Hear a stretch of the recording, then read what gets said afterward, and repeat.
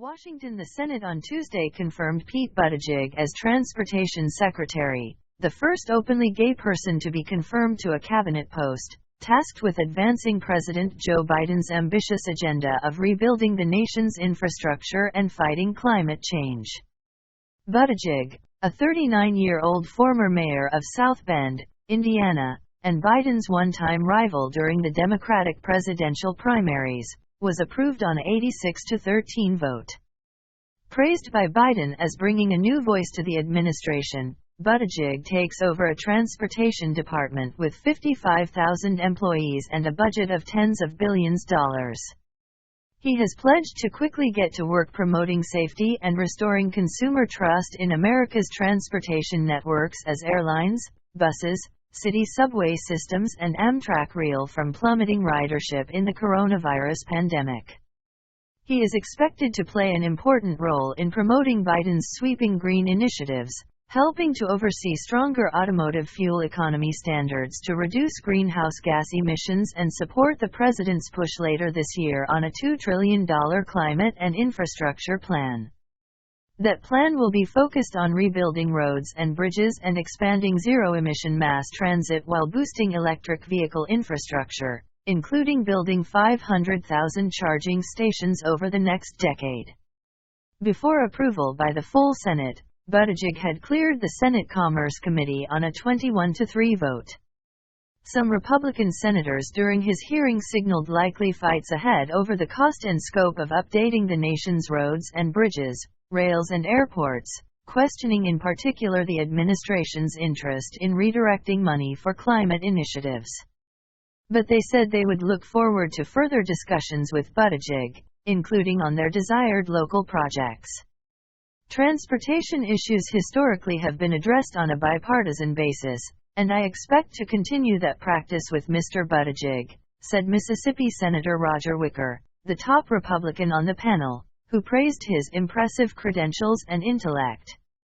Biden hasn't indicated how he intends to pay for an infrastructure plan, coming on top of the administration's proposed $1.9 trillion virus relief plan that has met some headwinds in Congress. Buttigieg's suggestion during his hearing that a gas tax hike might be needed was immediately walked back by his spokesman afterward.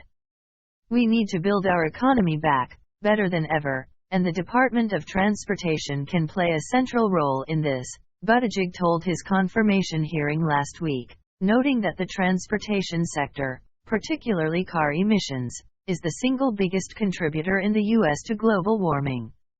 He stressed that creating jobs, tackling the climate crisis and addressing racial and economic inequality will drive funding decisions at the department. The Afghanistan war veteran burst onto the national scene in 2019 after launching a long-shot presidential bid, introducing himself to voters as Mayor Pete and drawing initial skepticism due to his youth and limited government experience. He outperformed expectations after zeroing in on a message of generational change, finishing the first-in-the-nation Iowa caucuses in a virtual tie with Vermont Senator Bernie Sanders.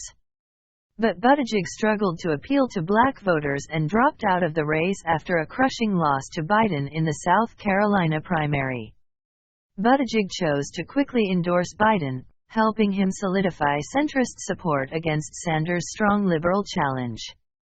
Buttigieg, a Harvard graduate and Rhodes Scholar, now points to his experience as a mayor and on the campaign trail as valuable to his ground-level approach to improving transportation.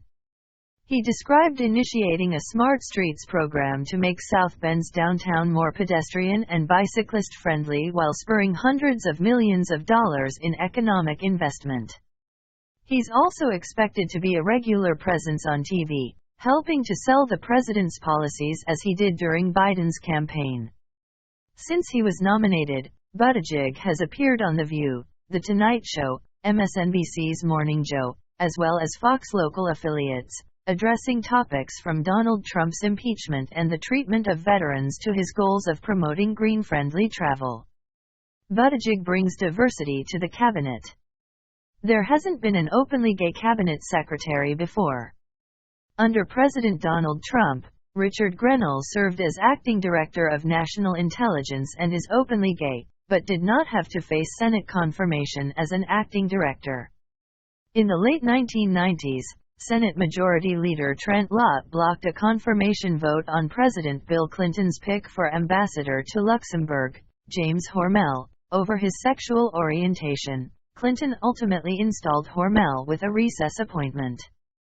Congratulations to Secretary Pete Buttigieg on his historic confirmation, Alphonso David, president of Human Rights Campaign, an LGBTQ advocacy group, said after the vote.